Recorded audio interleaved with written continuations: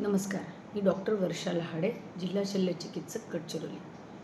आज 7 एप्रिल जागतिक आरोग्य दिवस. ह्या निमित्ताने जिल्हा सामान्य रुग्णालय, जिल्हा आरोग्य अधिकारी, जिल्हा परिषद गडचिरोली यांच्या संयुक्त विद्यमानं आपण एक कार्यक्रम आयोजित केला होता. या कार्यक्रमामध्ये जागतिक आरोग्य दिनाचं जे ब्रीदवाक्य आहे ह्या वर्षीचं 2026 की सगळ्यांनी एकत्र जमूया आणि जे शास्त्र आहे, सायन्स आहे, ह्याच्या बरोबरीनं उपचार करूयात आणि आरोग्यसेवा बळकटीकरण करूयात. त्या निमित्ताने असं सुचवलं की ह्या गडचिरोली जिल्ह्यामध्ये वैदू आणि पुजारी यांचा एक प्रभाव खूप वर्षांपासून आहे. ह्यांच्यावर लोकांचा विश्वास पण आहे. ह्याच गोष्टीला धरून आज आपण धानोरा आणि एटापल्ली ह्या भागातल्या वैदू आणि पुजाऱ्यांना आमंत्रित केलं. त्यांच्याकडनं त्यांचं मत जाणून घेतलं आणि त्यांना मुख्य प्रवाहात आणण्यासाठी हा माझा एक छोटासा प्रयत्न.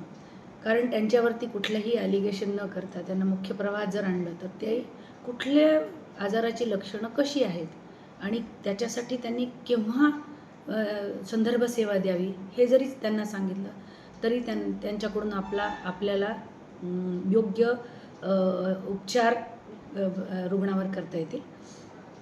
हेच मुख्य उद्देश आहे की आपल्या आरोग्यमंत्र्यांनी माझं गाव आणि आरोग्य संपन्न गाव ह्याचाच अर्थ की लोकसहभागातून आरोग्यसेवेचं बळकटीकरण.